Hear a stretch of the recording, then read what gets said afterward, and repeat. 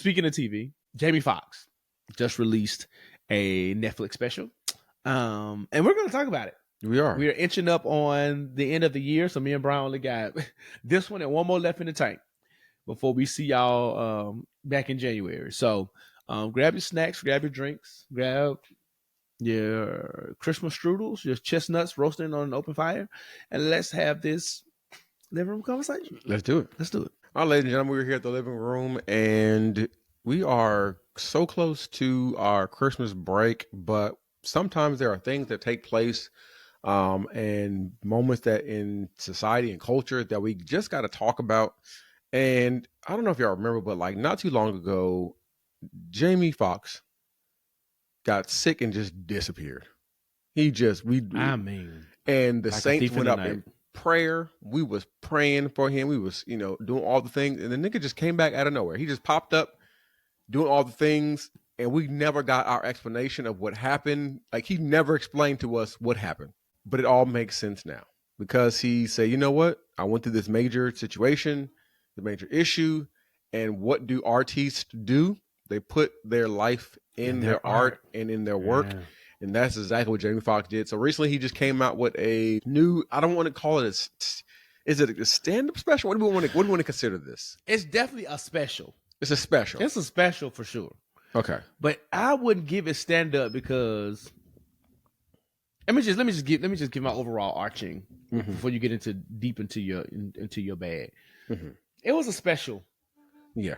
Whether you want to call it Netflix special, could have been on HBO, could have been an HBO special, but it was just a special. Yeah. Because it wasn't stand-up comedy. Yeah. And maybe if you had to rank it for like an Emmy or something like that, or it ain't getting no Oscar. I don't know what award it would be up for. But if you had to rank it for an award, it would probably fall into the comedy thing. Yeah. But it was given very much vagina monologues. Yeah. It was given very much if you watch one-man show kind of thing. Yeah, if you watch the Mike Tyson thing that he did on HBO. I was going to say Mike Tyson. Yeah, that's exactly what it was. But because Jamie is a consummate performer, entertainer, right? Actor, singer, musician, comedian, all the things. It had a lot of comedic relief. Mm-hmm. So it was funny in the sense that, no pun intended with Kevin Hart. But it really was a laugh at my pain, like in the literal sense. Yeah. Laugh at my pain type of situation. So for those who hadn't watched it, without giving away too many spoilers, he recounted pretty much. Because the whole thing was about what he went through when he got sick. That was it. No other content. That's it. So he gave details. He talked about how his family was there, the support, what the people were saying, and how he kind of overcame and his literal journey from the end to now. Yeah. So that's why because he didn't and here's the thing. I feel like most of the specials, at least the more high profile ones, have been that recently. Yeah. Like Dave Chappelle. Yeah, he just has telling shifted stories to that. Yeah. Right. When Monique did hers about 2 years ago, she talked about from the time she got quote unquote canceled up until that moment. So whether you enjoyed it or not, that's what she told her story. Gerard Carmichael, I watched his on the airport on the plane too. That thing was depressing, actually. Yeah. His was like depressing. But it was the same thing though. He talked about literally he was a big build up to how he came out. Mm-hmm. And it was his coming out story. So I think a lot of people, Lunel, I actually really enjoy Lunel. She's like the old funny auntie. Mm-hmm. But even hers, hers was more traditional stand-up, but I feel like she gave us a glimpse into like her storied decade-long career. Mm-hmm. And a lot of comedy specials of the past, they may talk about one pervasive subject, but it's like punchline jokes. You know what I'm saying? Like these are like legit, talking to Chris, we were talking to Chris offline, it's like extended TED Talks because it's one topic and it's just big narrative storytelling. Yeah. So overall, I give it, I wouldn't give it a 10 out of 10. Mm-hmm. I'd probably give it like 8.5 for what it was. I'll give it like an 8.5 somewhere in there because it was good, and I can see the pastors now. That's all I got to give to that is the deep because I know the sermons are coming. Yes, and I can see how you could build one out of it. I just know what y'all like to do. Yeah, and y'all ain't gonna do it. Y'all not gonna exegete culture in a way that's going to do it justice. But that was Yeah. my overall thoughts. How about you, Bryan? What you think? Same thing. So I didn't mention, so for those that don't know, before we get further into the episode, there may be a couple of spoiler kind of things, but not really spoilers, but it's kind of spoilers. So it's, the special is called What Had Happened Was. It's Jamie Foxx. It's on Netflix. So go out there and check it out. So if you're listening to this now, hit pause, go watch it. It's real quick. It's about an hour. It's pretty solid. And then come back to this. So when it came back to the group chat, I said it was solid, right? Because when I say like solid, it's basically like, say somebody puts out an album and it's not like doesn't blow me away, but I'm like, oh, this is a solid piece of work. And they're giving you them. Jamie Foxx gave us him. He gave us the music. He gave us the jokes. He gave us the acting. He gave us some of his roots, some of his heritage of the church. You know what I'm saying? He gave us all the things, and he gave us the storytelling. So within that being said, like, I feel like it was a solid piece of work. I didn't cry. I didn't necessarily laugh. Either. And mind you, the weird thing is to me is like, I'm in a place right now. I know I'm hella emo anyway. And even the older I get, the more emotional I get. So like, I'll, y'all can say one of the boys, either Kari or one of your boys is sick or whatever. I'd be like, ooh. Now I might just start crying because it's like, man, like life is so, you know what I'm saying? But life is a vapor these days. Life is a vapor these days. And stuff is changing. Yeah. Right. So, but within this, I kind of just wanted to know like what had happened. Like we prayed and all that kind of stuff, and you just came back and didn't tell us what happened. We ain't know nothing that happened. Like there was no stories there was a lot of speculation, but when you came back, you never said, hey y'all, thank you for the, maybe I missed it. Never came back and said, hey y'all, thank you for the prayers. This is what happened. But I get it. Like, you want to make money off your art and make money off your story. And he did just that. So overall, I think it was a solid piece of work. It was solid for what it was. And also to your point, I think this is the way I feel like Black comedy is going.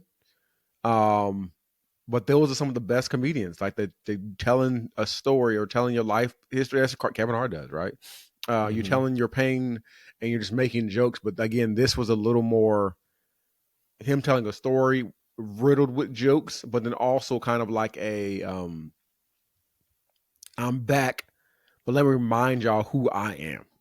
And that Jamie was very much so. Foxx. Yeah. You know what I'm saying? Like very much that. But then also, I feel like that situation he went through had to remind him like, I think the juxtaposition of him, and again, not no spoiler, the juxtaposition of him, his rehabilitation being handicapped by who he was, but then also needing to remind himself of who he was to end up coming back. You know what I'm saying? It was that weird, like, that balance of like understanding who you are as an individual, but not also like it not being so much in yourself that it prevents you from success. So there was one part on the show, and where Jamie joked about being unclonable. Because, niggas, anytime somebody goes away, goes to jail, whatever, we got the Gucci clone, we got all these clones, right?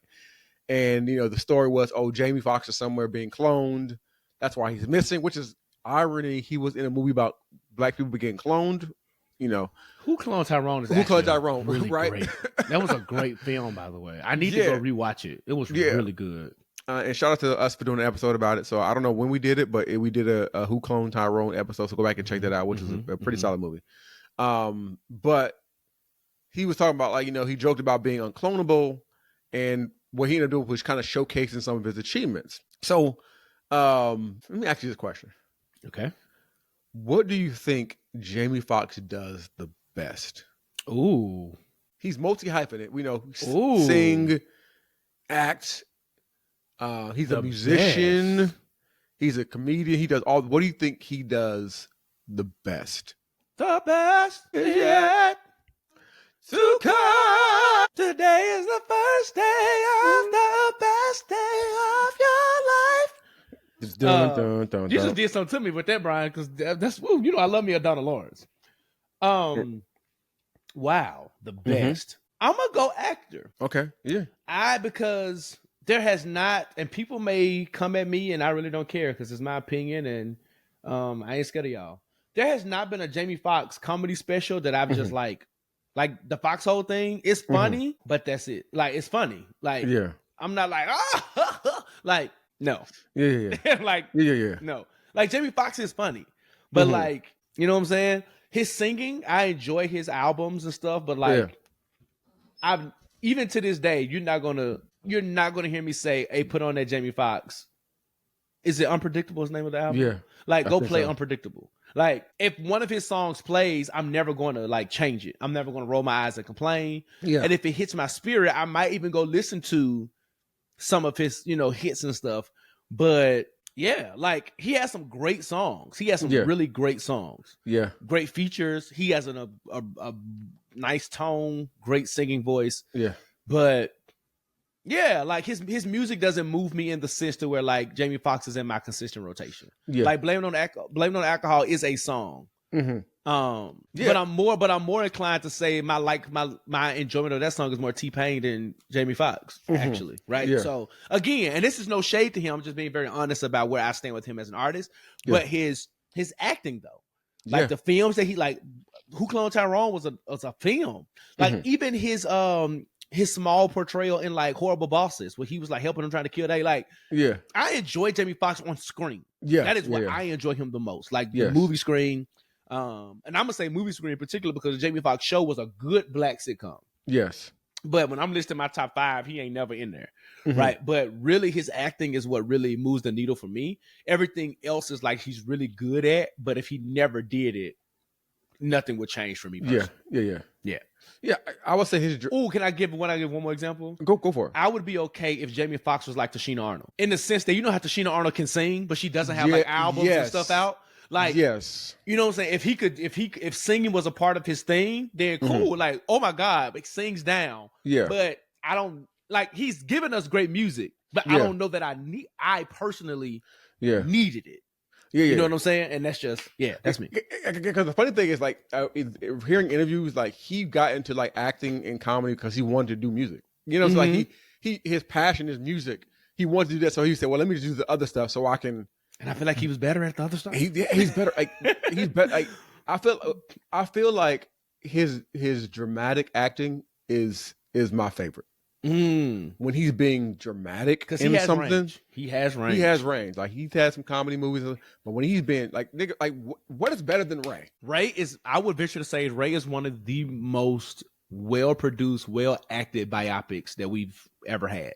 Ray is one of the best movies in the history. Like in his portrayal of Ray Charles. I wouldn't say the best movie in history. No, I'm one of the better in terms of music and music biopics. Absolutely, it's better than. I mean, I would say biopics in general because I enjoyed that better than Ali. Yeah, like you know what I'm saying. Like, oh yeah, without a doubt. Yeah. But it's funny that movie put all of his talents in one movie. And that's the part that makes me. That's why I say like Tashina Arnold. Like I can like you gave me like your voice made that happen. Yeah. Right. You know what I'm saying? It gave it that extra sauce because like Angela Bassett played the hell out of Tina Turner, but Angela Bassett can't sing. Right. So if imagine if Angela could have sang too, you know what I'm saying? The amount of the. So yeah, I 100% agree with you there. 100% agree with you there. So his dramatic acting is my thing. But consider that. So he did the Unclonable. Then he started kind of showcasing his achievements. So I want to kind of look at you, right? Yeah. What does it say about and we grew up in a humble culture, right? We're taught to like not celebrate yourself, right? Oh, Bryan, you like to stir the pot. No, I'm gonna say, what is it about you, right? That you say, is your unique contribution or something in your life or your career that you say like, this is distinctly me. Like I'm unclonable in this area of my life. You thought it was gonna be messy? In my entirety. Remember that song for Kiera? A sinner saved by grace. I'm deep in my Clark Malsheard bag. I love them people. Love them.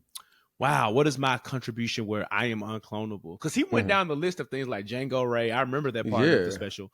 I would say like an achievement that you've made in your life. Like, I would say my pen and my voice. No one can write like I write. Yeah. And I'm not even saying I'm the best writer, but I think that's why like some of these publications come to me. So like I sent y'all an email of an assignment I just got received, and literally they was like, we put our heads together. It was like, how can we get his voice on this? Yeah. Right. Like my perspective is something like you can't, ChatGPT can't do it. Ain't no other writers gonna do it like I do it. Yeah. And even my, like, when I say my voice, I mean like my cultural exposition, how I think about certain things.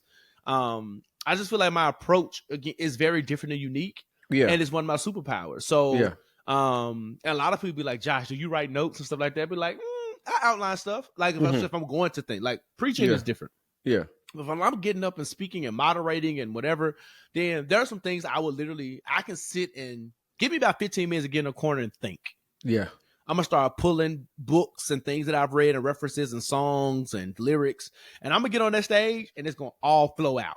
And I feel like that is a superpower that God gave me. One that I didn't really cultivate until I was a lot older, and one that I also think that the church helped cultivate too, because when you prepare for sermons and things like that, before sermons, brother, I used to do the occasion for the programs. You know what I'm saying? I used to read the welcomes and stuff. And my mom and them came from the era where one no pre-written welcomes on the occasion. You wrote your welcome. You wrote your occasion. You had to get creative. Yeah. Right. So we said it often that the church prepared us for a lot of things. Yes. You know what I'm saying? Yes. So I think my pen and my voice, you're not recloning Josh Rodgers and my portfolio of articles. You're not recloning even my sermons and speeches and moderations and talks. You're not even this podcast. Like if I was dead and gone and Bryan got another co-host, it's not going to be another me. Right. And I think that's my secret sauce. Like I think that's what God uniquely gifted me with. How about you? I want my voice in a sense, but like give me on the stage. Yeah. In front of an audience, or even it don't have to be like in a stage in front of an audience, but give me in a room full of people and let me just talk. You know what I'm saying? And this interesting thing is I'm an introvert. I'm that person. But if you give me a topic to talk about in front of a group of people, I'm going to inspire, I'm going to motivate, I'm going to encourage. You're going to leave the room feeling better about yourself. You gonna leave it like you came? You gonna leave the room.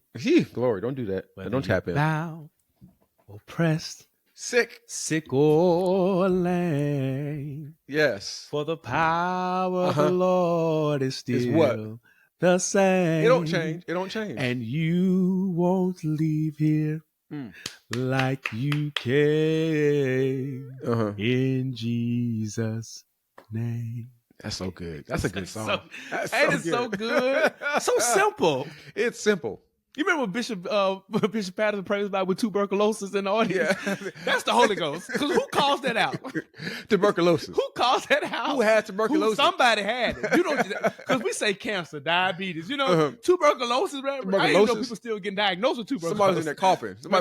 I said, you ain't dying up in here. I cast tuberculosis out. Go ahead though. No, but I feel like that's my superpower. That's like put me on the stage. Like you're gonna leave different. You're gonna leave changed. You're gonna leave inspired. You're gonna feel better about yourself. That's unclonable. I feel like that's something that like I know I can do. Like I know, and even within that, like that's even no notes, no nothing. I can get up there and be like, hey, I need you to do this. I can put together something that's gonna leave people inspired and motivated and to do something. So like that's something I feel like unclonable. And it's funny because as a person who often goes through challenges and struggles and mental, strains and stuff like that, encouraging somebody is not hard for me. You know what I'm saying? Leaving somebody inspired is not hard for me. It's sometimes inspire myself is hard, but like as far as that's my thing that's unclonable, is that like I know I can definitely motivate and encourage and inspire some folks. I love that. Yeah, the young people say it's your energy. And it was crazy. I literally just got a compliment like 2 weeks ago from somebody at work that was like, man, I remember Josh. I didn't even remember this. It was like Josh was at this speaking at this gathering he was at, and it was just, he didn't even say nothing yet. But when he walked on the stage, there was something different. It was a captivating energy. The anointing. And then when he spoke, it was listen. It's the anointing. It's the anointing. And that's what I be telling people. Like, you ain't got a Hika Mashah in Jesus for him to show up. Yeah. That light is going to shine. Yeah. What even people, and I'm going to use the word sinner, but I'm using this in the context because the Bible will say sinner. Yeah. I'm using this in the context of people who aren't even in the church. Like, everybody will see that light. Because I've had people say, man, there's something about you. I've had Uber and Lyft drivers, bro. I don't even be talking back. And when I get in the car, I be like, man, you were so easy to talk to. Every time of their life story. And I be in that back like, I don't be saying nothing. Yeah. I just be back there listening. And I may provide maybe 1 or 2 pieces of commentary. Yeah. But I don't be going deep into my conversational bag. And when I get in the car, I be like, you were so easy to talk to. I really needed that. Thank you. And I'm like, oh, okay. Have a great day, man. You're welcome.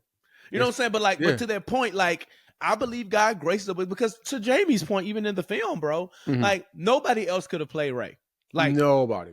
And somebody probably could have played and done well, but they wouldn't have been that. No, right? Even not at all. Django. Nobody could have been Django the way he was. Even in his show, the Jamie Foxx show, named after him, I don't think that character of who it was, because even that character was a jingle artist, was an aspiring art. I think that show was really about his life. Yeah. Right? But like, no, I don't think no other singer person could have really done it.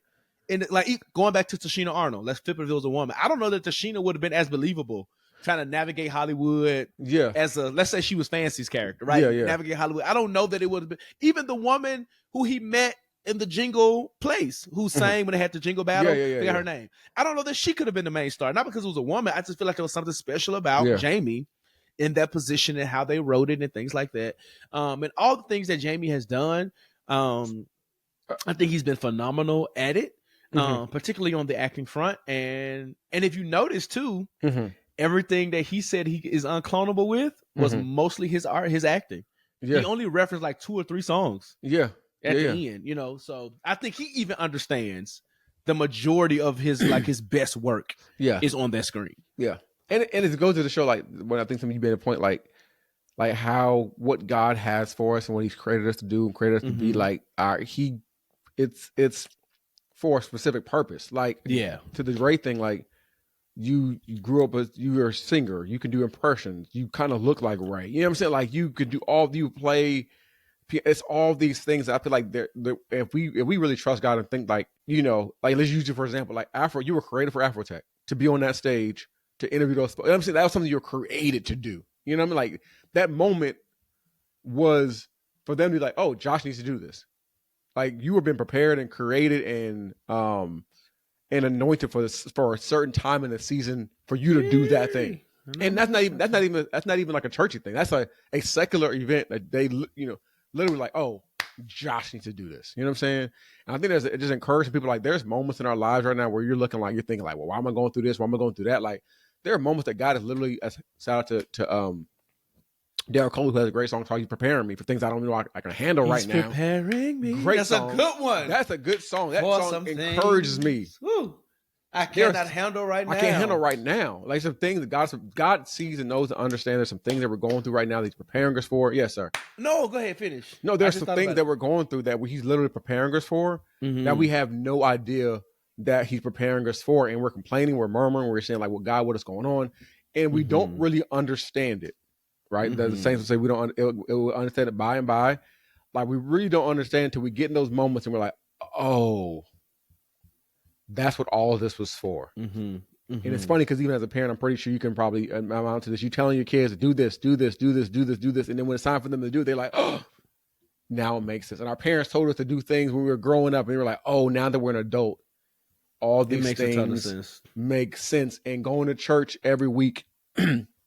And doing the occasion, like you said, and then preaching and then teaching and learning how to deal with conflict resolution in the church. And then now I'm in corporate America and I'm having to get on stage and speak and preach and not preach, but do all these things. Now I'm like, oh, I get it. It wasn't that I was being created for the church. I was being created for this other setting. I was created to make your praise glorious. But we're created for these things and these moments. And like, if we open up our minds and hearts and we're open-minded to the things and the ideas that God has in store for us, like He can blow our minds. What God has for me, it is for me. There's so many songs popping up. I heard so many songs. What I was going to say though, in the Derek Coley thing, the most beautiful thing about that song to me is the grace of knowing that I'm not ready. But also not discounting myself in God seeing that I ain't ready. And He was like, I'm not going to say that you can't have it. Let me get you ready. And are we open to being ready? Are we open to being prepared? I think a lot of us want the big stage and the stuff, but that takes maturity to know, hey, because Josh pre-pandemic would not have been ready or even as assertive or confident on the Afrotech stage. I know that about myself. I think even where I was in church and things like that would have made me question it. But the irony is that I have an even bigger position in church. And I see that as a space of ministry. Because bro, there have been times, bro, I've been on stages, and I'm sure you experience this too, randomly. You a preacher? Mm-hmm. And I'd be like, why? I don't know. You just give me You just give me preacher vibes. And I ain't saying, like, I remember one time I literally quoted Biggie lyrics in something. Mm-hmm. And they was like, you a preacher? I'm like, what? I ain't did nothing remotely close. Right. But again, they go back to their light. They go back to their anointing. You can't dim it. You can't,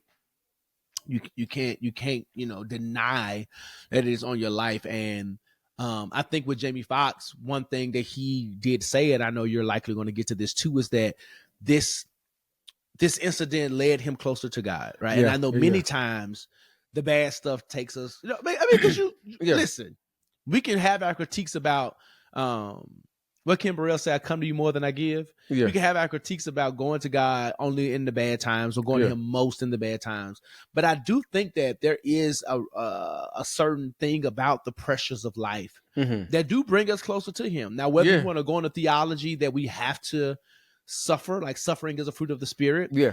I try not to magnify suffering in my life because I don't think, because if two things can be true. Suffering can be a fruit of the spirit, but God also is the God of abundance, and that's why he came. So I think there are lessons that we will learn in life, but I don't think it is God's prerogative to consistently have us in a suffering position. Yeah. And that's just my belief. I believe life and how we navigate and mature takes us through seasons of uncomfortability. And I think that is the suffering that the word alludes to. Yeah. Because as you navigate different levels, just think about school. You got to go through tests. You got to pass quizzes. You got to study. You may have a hard teacher, but at the end you elevate, right? And it don't mean that like school was innately there to kill you, but what it must mean you had to go through school to get to the degree. And I believe life is very similar in that sense. There's going to be a certain level of testing and things that we go through that takes us to another level. Yeah. And there are other things that I think sometimes that happens. And I think like this sickness happens with Jamie, and it brought him closer. What was funny is that it was very Hollywood church response. Yeah. If you get me out of this, God, I'm gonna start going back to church. And I love that because it was so authentic to who he is in his experience, right? Yeah. And what I also love that he's also mature enough to know, but give me a church that act like a church. I said, ooh, you in Atlanta and you prayed that prayer. Right. How are you still searching? Right. Because it's hard. It's not here. It's tough. He said no white girls. That was my favorite part. That was my favorite. Before he got to the in public, that was my favorite part. It was like no more white women. That was funny. Yeah. But within that, like, I think there definitely are moments, and it was interesting. His perspective on saying like, I walked away, I stepped away. Yeah. And his crisis. I think he said he was blessed with a stroke. Is that what he said? Like, what word did he use? He did say that. Well, God used a stroke. Something he said to that effect. Yeah. So, what do you think? Like, when it comes to things of that nature, like as far as, do you think God will bless us with a potential setback, as we would think a setback? And that's what I was kind of alluding to when I talked about the suffering long versus the God of abundance. I don't know that a person getting cancer is God blessing you with cancer so that you can get. I don't know that. Yeah. I'm not going to frame it that way. Yeah. What I will say, however, is that I do if God is, because we believe God is all knowing, he's omniscient, right? Because that's what we believe. I do not believe that anything that we encounter in terms of like health, wellness, whatever, takes him by surprise. I'm not necessarily going to be like God gave that person cancer. Yeah. Right. But I do believe that with the cancer, God can then use that for his glory. Right. Yeah. So let's talk about when Lazarus died. Nowhere in the text did it say that Jesus killed Lazarus. Yeah. He just didn't respond in a certain time frame so that he can get the glory out, when he raised him from the dead, right? Yeah. So if we use that as the positioning here, I don't believe God will necessarily be like, oh, let me get him cancer. Let me stricken him with this. Let me stricken him with that. Yeah. But more so, okay, now that this is a part of their life's journey, in his will, so to speak, how can we then use this to ultimately bring glory back to God? I think that is how I begin to frame how we go through some of the toughest seasons of our lives. 'Cause even when, like, a loved one dies, like, your loved one could have died because your grandma was 98 years old. right? Yeah. You know what I'm saying? It was like, but it doesn't mean that the death of that person will not bring you to a deeper place or to a closer place or expose your mind to something, right? I believe that situations can be used in a way. And I think when we hear Jamie and other people say, God bless me with this, I really believe that, all right, cool, I had this stroke. It opened my eyes up. Yeah. It made me not get more comfortable. It allowed me to understand some of the things. Because, we say on this podcast all the time, learn, unlearn. But I love to also add relearn. Because that's what I need to pick back up. Yeah. That maybe I, will begin to, to leave behind, or I saw myself forsaking it because of my status. I thought, because people also get it wrong when they say money is the root of all evil. Bible never says that. It says the love of money. Because the same Bible says money answereth all things. Yeah. So money can't be the answer and then be evil. It's once we get it, our human nature, because if we also read the Bible, inherently it's supposed to be evil, then we get dependent on money. Yeah. And I think, what I'm saying? So anyway, I believe that God can use situations to bring us back, to open our eyes, to allow us to be closer. I think where we run the risk sometimes as believers who are deep in it is that shouldn't be the only times we lean on him hard. Yeah. Right. Our faith in the valley should be just as strong on the mountain. Yeah. Yeah, I agree with that. And I think, like, to your point, I think like that God uses moments to, I don't think it's a puppet master where he's like, you know, I'm going to cause people struggles, but I just don't believe that's the God we serve, right? I don't believe they do. I don't believe like I feel like there's things that just happen, right? People get sick. But then also it's what do we do within these moments? Like, how do we respond within these moments, right?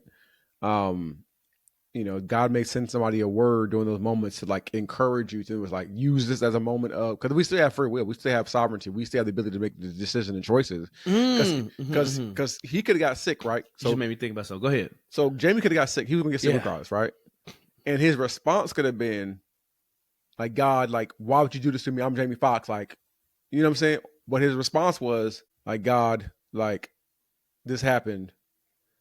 Let me go back to you. You know what I'm saying? I feel like it's really not necessarily. I see you stand like, whew, don't go there. But it's like it's our response to the moments. And bad things are going to happen. Trials and tribulations are going to happen. Even the Bible talks about, every man is born a woman. There's a few days, and those days are going to be full of trouble. It's going to happen. It's like, how do we respond to those moments? Are we going to choose? Are we going to choose it? And I don't live life saying, well, God did this. I live life saying that things happen.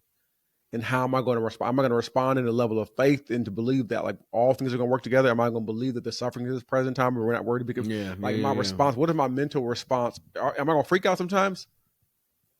Yes. Right.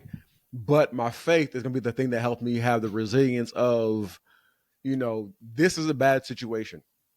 And not even spiritual bypass and saying like, well, this was God's plan. Like, no, like I'm not, because not everything is God's plan. Because sometimes it's me doing stuff outside making poor choices. Making poor choices. You know what I'm saying? Like there's maybe not even poor choices, but circumstantial. Yeah, some things just, like when Paul went to jail, he was doing God's work. Yeah. But because the laws of the time was like, right. Jail, brother. Yeah. I'm not always quick to say, well, God made this girl do those things and then made Paul rebuke her and then made him get thrown in jail. To me, it's like this happened. Paul did what he did, but even in the midst of it, him being thrown in jail, God helped him get out of jail, right? In the midst of it, and then with that, Paul did continue to do his work. So I feel like it's a give and take. But yeah, I feel like I got a question for you though. Yeah, go for it. So, and I honestly don't know what to do with this, but considering everything that you and I what do we do with Job then? So I don't know if I want to say that on the mic. Okay, you don't have to. You don't have to. And I also believe that for every story that you and I just talked about, and I still 100% stand by that. Yeah.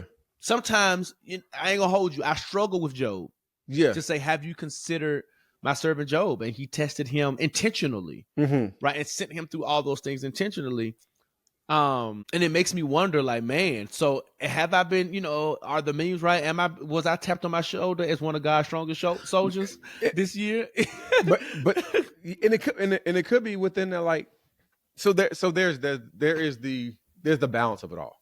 Like, do I feel like it's tough? Let me say it.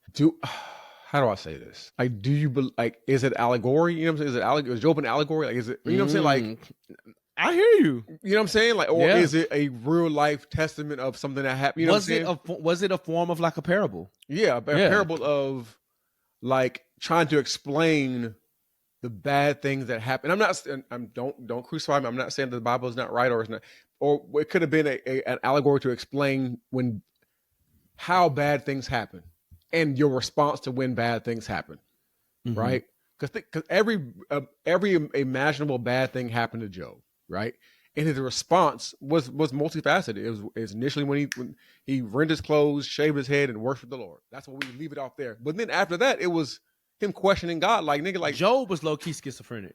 Yeah, he one moment he's like God, I trust you. Yeah, though he slayed me, yet will I trust. And we use those scriptures, like though he slayed me, yet will I trust. And we use as it go through the fire, we're finding all that kind of stuff. But he also was like, God, like, what are you doing? Like, why am I going through all this? He was. And then God was like, were you there when I like created this sun? You know, so it was moments of like in all actuality where we go through, and I go through those moments where it's like one moment I'm like, God, like I trust you, I know you can do it, but the next moment I'm like, what are you doing? Like, what is this? Why am I going through this? You know what I'm saying? So I feel like I'm not saying that it can't be a true story, but I'm saying like what if it was an allegory on explaining what happens or how bad things happen, but also what our response should be, or using Job as an example of what our response should be in times of crises and times of struggle and issues. And here's the other beauty. Yeah. If it was an allegory, but actually historical context, yeah, we also see that that's one of the only times that God literally had a conversation with the devil to say, have you tested this person? Yeah. Every other major battle, circumstance, things was literally people imposed. Yeah. Like children of Israel, it's because they disobeyed. Yeah. Like Daniel found himself, it was either people imposed, it was all people imposed. All people imposed. And sometimes it was their own actions, and other times it was the actions of the kings and the systems and stuff like that, but all people, because Daniel got thrown into the lion's den. Yeah. The 3 Hebrew boys got thrown in there because of they didn't want to worship any false idols. Yeah. And God came through. Jonah was running from his calling, right? Yeah. Got swallowed. You know what I'm saying? So everything was David went through all he went through because David was a hoe. So most, you know what I'm saying? Like most of he was a hoe and he was just out here all the things, without a doubt. Doing all things. And he was a worshiper. So he always found his way back. Found his way back. So even in that, and juxtaposing it to Jamie, even if we look at Job's story, it's like this 1,000% happened. This is not allegory. This is not a parable. God didn't use this to show us anything. We also see this as like a isolated example. You know what I'm saying? Which also confirms me, if we look at how we analyze text, exegete text, it's not repetitive, which means that that is not the norm. God is not going to be like, give them, you know what? I'm going to give them cancer. You now, demon, you got permission to go test them. You got permission to do this. I'm going to let you, you know what I'm saying? Like, I don't know that is going to, I don't know that is his consistent hand of action. And I think that's why I love him the most, that even when the Bible tells us that we got a few days is full of trouble, I think it is the fact of the matter is that if we believe the Bible to be true, which we do, that when they ate that apple or that fruit, whatever that fruit was, is that sin entered the world. Which means that by virtue of that, there will be trouble. There will be issues. Like, think about our world today, bro. Global warming is a thing. It is. That's causing trouble to our nation. Inflation is a thing. Like, I'll be happy, like, even though, thank God, I can afford groceries, but I still sit there and think, like, I ain't buying these kids no fruit snacks this week. Because I got to focus. You know what I'm saying? Like, so I think we have to reframe, especially in the church sense. And then this is taking us off the rails a little bit. But have to reframe the trouble. Because right now, I drove my car yesterday, and because I don't drive my car often, my car was like, you need an oil change. I'm like, but before Christmas? You know what I'm saying? Like, even the oil change would be like $70. But it's still like, I want to spend that $70. Jada, NBA 2K is $70. You see what I'm saying? So it's like, you know what I'm saying? We have to categorize and be subject to what we consider trouble. So anyway, going all over the place. My point is that I think I know what Jamie was saying when he said God blessed me with the stroke. Yeah. But I believe God allowed it to happen. He saw it as a blessing. And he saw it as an opportunity to now minister to Jamie in a way. To bring him back. And now Jamie is, living out more fully what we know his purpose and plan is. Yeah. Yeah. It's perspective, right? Super perspective. I'm gonna skip this question, but I'm kind of deal with it. I thought it was pretty great. Because you kind of answered it earlier about the unclonable thing, but basically, Jamie basically said, paraphrasing, if I stay funny, I can stay alive. Kind of implying that fulfilling his purpose is kind of keeping him healthy.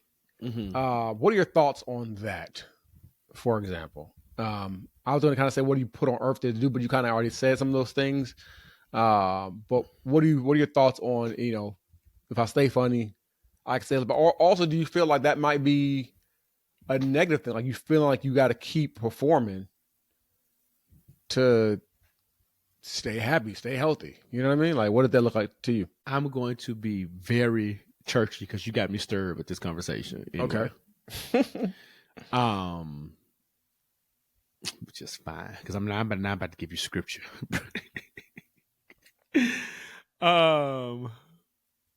Jesus Christ, Bryan. I want the version that I want to read. Okay. Bible says, being confident of this. That he who began a good work in you will carry it on to the completion of the day of Jesus Christ. Which in my brain is exactly what Jamie said, but in layman's terms. If it was like the Jamie Foxx translation, that's what it is. Okay. That's that work that God began in him through comedy and art and entertaining and valuing the audience and bringing people joy.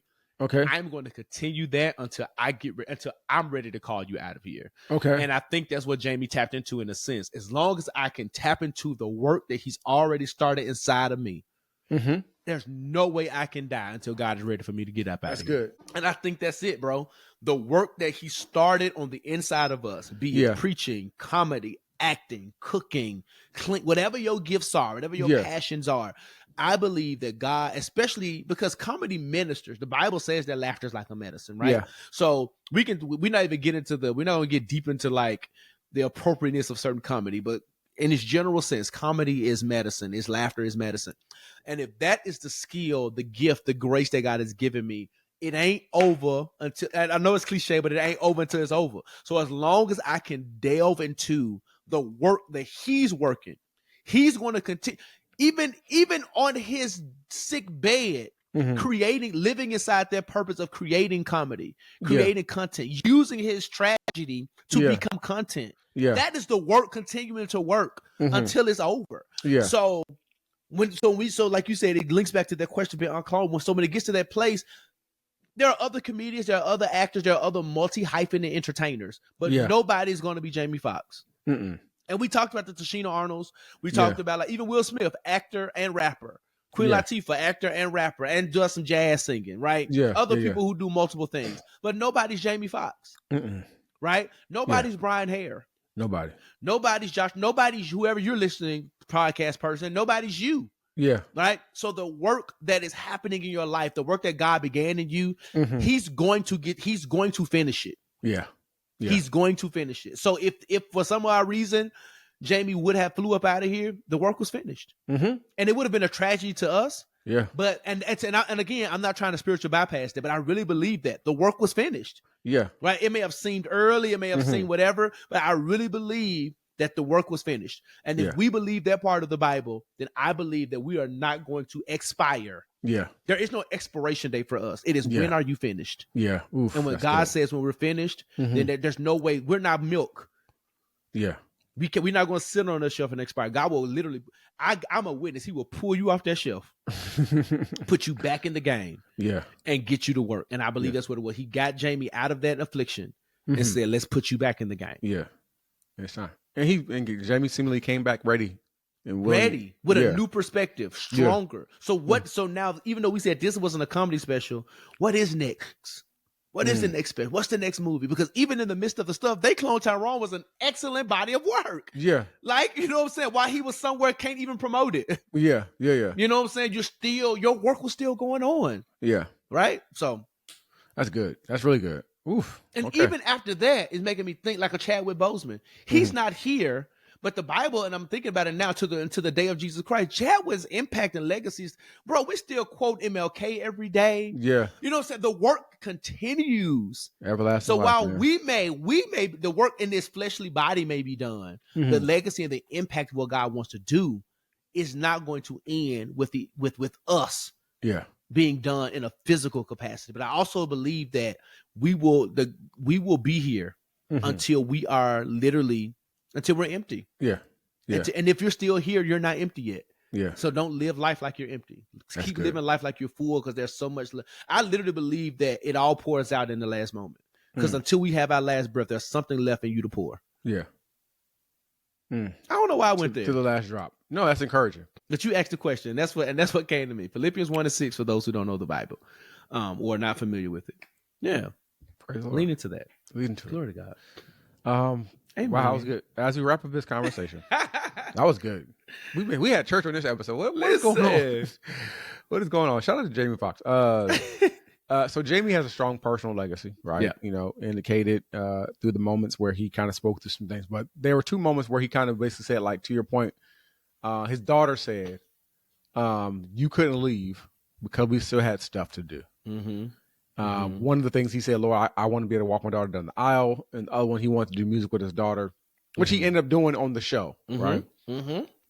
So let me point it to you. What is something that you, with your sons, that would be like a lifetime dream? Ooh. I don't know if it's dream. Probably Kappa. Okay. Is one. Okay. I would love for all three of us to, to be. Because Jaden is like D1 schools right now. He's football. He's talking about Alabama, LSU, Oregon, Colorado. That's where Josh is locked in at Morehouse, so I'll at least have that. If they're on the yard, by the time he gets there. Hopefully. They vacillate. He got 5 and he really got about 6 years, because you can't be any fraternity at Morehouse till you're a sophomore. So he got about 6.5 years. Yeah. And hopefully if they can hang on. They just came back. They get suspended now, so that we have that 5 years. So we can get another 5-6 years to get back, and he'll be on that resurrection line. Yeah. But no, Kappa, for real, I really think that would be beautiful for us to, all three of us. And I'm not gonna be no old parent. I'm gonna be like, by the time both of them cross, I'll probably be 50. So like, I can still holler back with y'all one time real quick. I might not be able to get it low, but I could do it. My boys are so different than me. And I think millennial parents, we've done a good job of encouraging individuality. And I would say my parents did too. Like my parents, neither one of my parents were like big into like the arts or things like that either, but they never pushed me in one direction or the other. Yeah. They allowed me, all of my siblings, they allowed us to figure out what it is we wanted to do and what paths we wanted to take. So I think a dream for me will probably be to find an intersection of our work. So like if Josh is, let's just say Jaden becomes the Michael, his favorite defensive player is Michael Parsons. That's the same position he plays, right? Let's just say Jaden becomes Michael Parsons, right? Like, how can I help facilitate the Jaden Rodgers Foundation?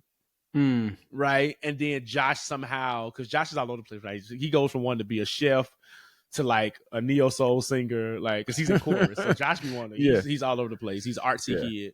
But how can, like, if we can find a way to make that work, kind of like Ryan Coogler when he put out his brothers in the movies and behind the like that kind of thing, like, but in an authentic way. Yeah, you know what I'm saying? Jaden's the football player, but I run this foundation, and Josh is out here doing the. Let's say he becomes a chef. He's the caterer for, you know what I'm saying? Like, that. Like, like, oh, this is like we're all in together. This space and are doing our individual things, but impacting. I think that would be so heartwarming for me to see that. Like, they ain't got to go into ministry. I want them to go to Morehouse. They don't have to do that. I want them to be Kappas. They don't have to do that. But if we can find a way to intersect our passions and somehow it ends up on the same stage or platform or same space, that would be would be the dream. Yeah. I think something similar. I want to see Brooklyn like achieve like whatever her like lifelong goal is, but like, cause I know the Lord told me she's gonna have good success. It's been prophesied. I knew even since we've got, I know like Lord, like I know she's destined for greatness. To be able to see what the greatness is, but also, and I'm not saying, don't kill me. I'm not saying that like, being married is the ultimate prize. But in don't look too deep into this, but seeing her find somebody to replace me. Mm-hmm. Like someone good enough to replace me. Because if she finds somebody good enough to replace me, that means she's found somebody who like she trusts, she loves, she can depend on, she can that's a safe space for her. And then of course that's me like walking her down the aisle and all that kind of thing. So that's something like that's in, as her being my only child and her being a girl, like finding someone that can replace me, that she feels to be like, all right, I'm leaving my dad for this person. You know what I'm saying? And I think to me, even though it's not like, some people probably listening like, well, what about her? Yes, I want her to achieve all her goals and dreams, but something that would just mean so much to me is like her finding somebody who makes her feel like I feel. You know what I'm saying? That she can live the rest of her life out with. If that makes any sense. No, I absolutely agree. Yeah, I don't know what else we do with this. It was great. It was Jamie Foxx. Thank you. Thank you, Jamie Foxx, thank you. Let me say, Jamie, thank you for being vulnerable. Thank you for being transparent. Thank you for being honest and letting us know what had happened. It allowed us to be introspective. It allowed us to be open and honest with our thoughts and our feelings. So those who are listening, if you had any thoughts or ideas regarding the special, watch it, listen to it, play this back. Some of the questions and ideas and thoughts we had regarding this conversation, we asked each other, like, what are your thoughts regarding that? We would love to hear them. Share them with us. I think we'll ask the Jigsaw or even DM us what your thoughts and things are regarding this episode.